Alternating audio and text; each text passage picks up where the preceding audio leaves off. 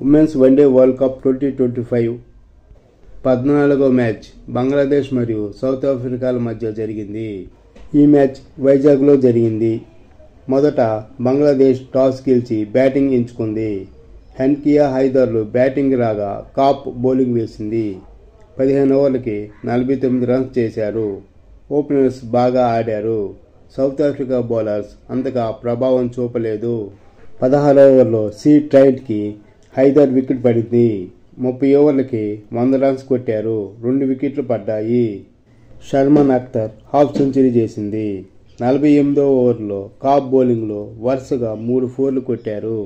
50 ఓవర్లకి 232 runs చేసింది బంగ్లాదేశ్ ఇప్పటివరకు జరిగిన మ్యాచ్ల్లో అన్నిట్లో బౌలింగ్తోనే మ్యాచ్ను ప్రభావితం చేసేది. కానీ ఈ మ్యాచ్లో మొదటిసారి బ్యాటర్స్ కూడా బాగా ఆడారు. లారా వల్వేట్ బ్రిట్స్లు బ్యాటింగ్ రాగా మరూఫా అఖ్తర్ బౌలింగ్ వేసింది. 2వ ఓవర్లో బ్రిట్స్ అవుట్ అయింది. 15 ఓవర్లకి 58 రన్స్ కొట్టారు. బంగ్లాదేశ్ బౌలర్స్ బాగా బౌలింగ్ చేయడంతో సౌత్ ఆఫ్రికా ఇబ్బంది పడింది. 27వ ఓవర్లో 4 వచ్చింది. 43 బాల్స్ తర్వాత అదే మొదటి 4. 30 ఓవర్స్కి 118 రన్స్ చేసింది. 5 వికెట్లు పడ్డాయి. కాప్ సి ట్రైన్లు బ్యాటింగ్ చేస్తున్నారు.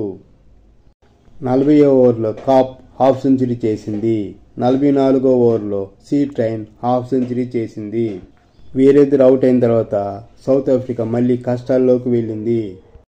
చివరకు 12 బాల్స్కి 12 రన్స్ కొట్టవలసి వచ్చింది. ఈ సమయంలో డి క్లార్క్ క్యాచ్ని మిస్ చేశారు బంగ్లాదేశ్ బౌలర్స్.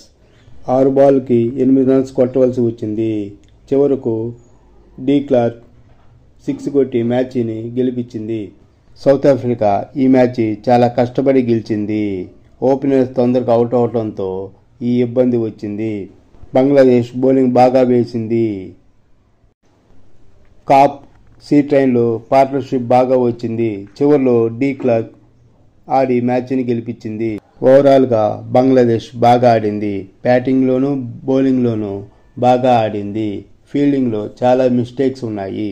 సౌత్ ఆఫ్రికా తన ఎక్స్పీరియన్స్ని బట్టి ఈ మ్యాచ్ గెలిచింది.